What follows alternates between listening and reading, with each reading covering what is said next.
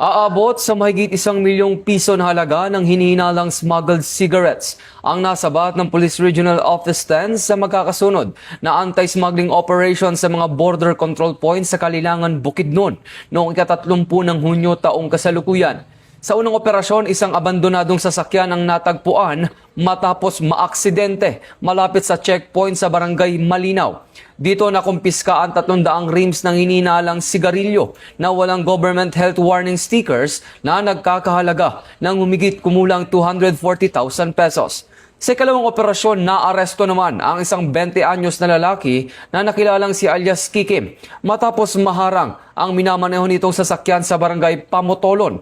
Nasabat mula sa suspect ang 26 na master cases, 200 rim ng hinihinalang smuggled na sigarilyo na nagkakahalaga ng tinatayang 1.2 million pesos. Dinala ang suspect sa Kalilangan Municipal Police Station para sa kaukulang dokumentasyon at maaring maharap sa kasong paglabag sa Republic Act No. 10643 o Graphic Health Warning Law. Samantala, ang mga nakumpiskang kontrabando ay isinuko sa Bureau of Customs para sa tamang disposisyon.